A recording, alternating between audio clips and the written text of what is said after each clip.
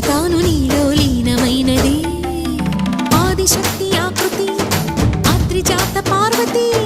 తానువైన ప్రాణధవుని చెంతకు చేరుతున్నది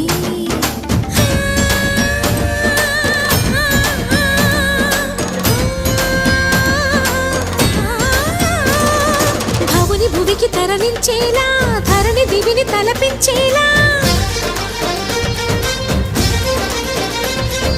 రసతరంగిణి వేళ ఎదిని నృత్యరతులు చేయగలిగే